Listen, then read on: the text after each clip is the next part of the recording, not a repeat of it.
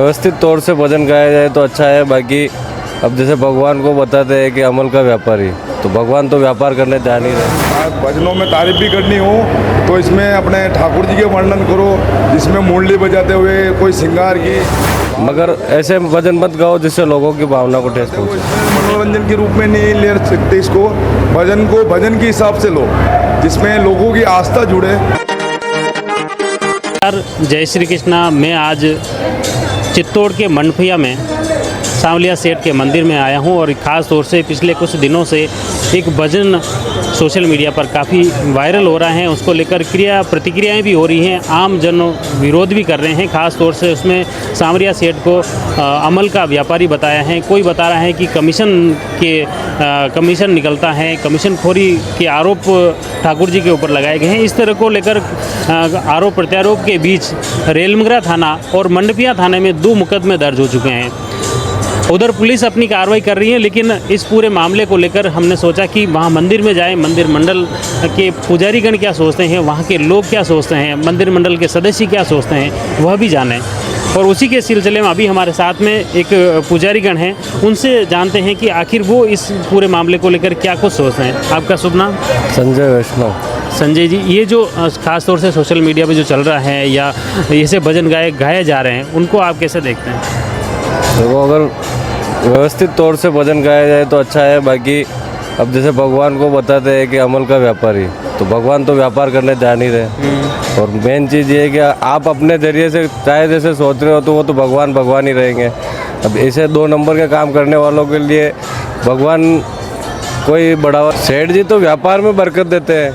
अब ज़रूरी थोड़ी है कि वो 2 नंबर के काम में ही बरकत दे। आप आपके हिसाब से कोई भी काम कर रहे हो, यहाँ पे ठाकुर जी के यहाँ पे आके बोल रहे हो कि हम ठाकुर जी के 2 नंबर का काम चलता है, तो ऐसा नहीं है। यहाँ पे मंदिर में भगवान थोड़ी जाके 2 नंबर का काम करेंगे। बिल्कुल। तो ये ऐसे शब्दों का इस्तेमाल जो हो रहा है, क्या इसको बंद होना चाहिए? जी, ठाकुर जी के व्यवस्थित भजन गाओ आप, जो भी है, मगर ऐसे भजन मत गाओ जिससे लोगों की भावना को ठेस पहुँचे। जैसे ठाकुर जी का इतिहास है, मंदिर का इतिहास बताया जा सकता है, मंदिर के प्रति जो लोगों की आस्था है उनके ऊपर भी तो लिखे जा सकते हैं। जी ज़रूर, ठाकुर जी की भक्ति में और लोगों में आस्था के प्रति भजन होने चाहिए, ना कि लोगों को 2 नंबर के काम में इनमें जोड़ने की। इससे तो फिर लोगों के माइंड में यही चीज़ आएगी कि हम ऐसा 2 नंबर का काम करेंगे, सेठ जी हमारे साथ रहेंगे तो फिर हम नहीं पकड़ाएंगे, वैसा ऐसा कुछ भी। तो इसको लेकर जैसे 2 मुकदमे भी दर्ज हुए, रेलमगरा थाने में दर्ज हुआ राजसमंद में, और कल आपके यहाँ मंडविया थाने में भी रिपोर्ट दर्ज हुई है।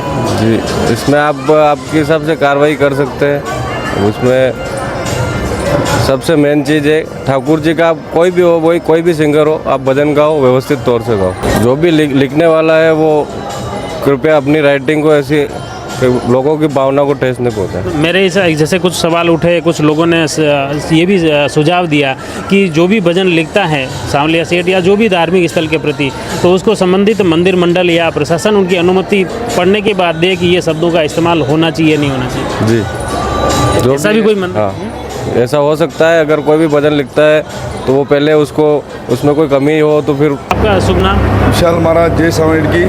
मेरा नाम विशाल महाराज है। आजकल ये जो भजन बन रहे हैं वो ठाकुर जी की महिमा का वर्णन इसमें नहीं हो रहा है, और कोई छोटा मोटा कोई अमल के हिसाब से या कोई दुष्प्रभाव के हिसाब से चल रहा है। अगर भजनों में तारीफ भी करनी हो तो इसमें अपने ठाकुर जी के वर्णन करो, जिसमें मुरली बजाते हुए कोई श्रृंगार की, बाल पे कोई तिलक बनाओ, कोई श्रृंगार के हिसाब से आप तारीफ कर सकते हो भजनों में।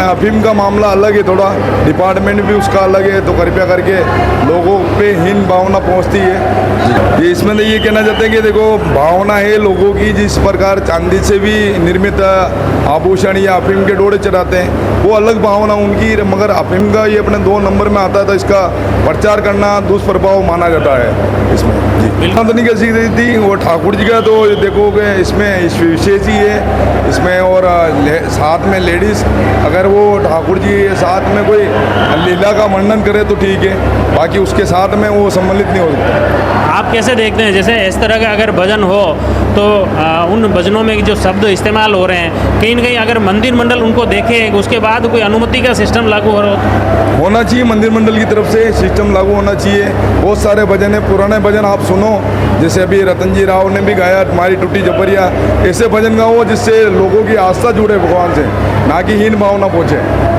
अभी जैसे कुछ गायक कलाकारों में बीच भी कंट्रोवर्सी की स्थिति हो रही है। कुछ गायक कलाकार खुल के बोल रहे हैं कि वास्तव में इस तरह के भजन नहीं गाने चाहिए, इस तरह का ना डांस मंच पे नहीं होना चाहिए। भजन संध्या का मतलब ही आस्था की बात है, और उसको आप मनोरंजन के रूप में कैसे ले रहे हो?